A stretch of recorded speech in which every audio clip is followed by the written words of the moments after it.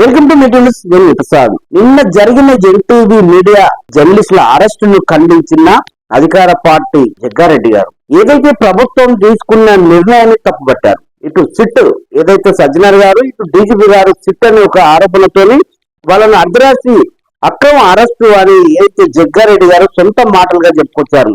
ఏదైతే అధికార పార్టీ నాయకులు తీసుకున్న నిర్ణయానికి సొంత పార్టీ నాయకుడైన జగ్గారెడ్డి గారు ఇలాంటి విధానము, ఇలాంటి ఆలోచన, ఇలాంటి చేసే పనిని ఒకటికి రెండు సార్లు చూసుకొని ఒక నోటీసులు ఇచ్చి వాళ్ళని ఏదైతే స్పెషల్ గా పిలిపించి మాట్లాడాల్సిన అవసరం, బాధ్యత ఉందన్నారు. అట్లా కాకుండా మీరు అర్ధరాత్రి పండగ పూటల్లో కుటుంబాల మధ్యలోకి వెళ్ళి వాళ్ళని అక్రమంగా అరెస్ట్ చేయడం తప్ప అని జగ్గారెడ్డి గారు చెప్పొచ్చారు. ఏదైతే ఇది కాంగ్రెస్ పార్టీకి కావచ్చు, నాయకులకు కావచ్చు, భవిష్యత్తులో ఇలాంటి సాంప్రదాయం మంచిది కాదు.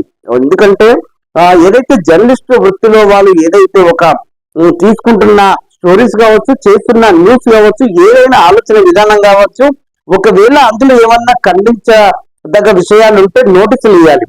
పిలిచి ఒకటికి రెండు సార్లు వాళ్ళకు పిలిచి మీడియా మేనేజ్మెంట్ కు ఒకసారి వివరణ ఇచ్చే ఆలోచన చేయాలి.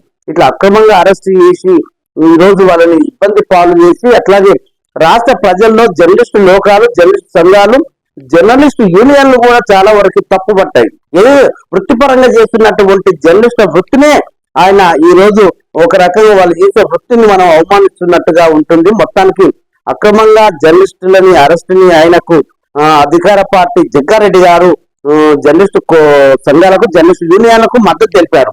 సో రేపు భవిష్యత్తులో ఇలాంటి విషయాలు కూడా ఏ రాజకీయ పార్టీ అయినా పునరాలోచన చేసి ఇట్లా కొంచెం సక్రమంగా, మర్యాదగా, కొంచెం ముందుగా ఒక మనం భవిష్యత్ కాలంలో దృష్టిలో పెట్టుకొని ముందుకు వెళ్ళాలని ఆయన ఒక సూచనలు, సలహాలు ఇచ్చారు.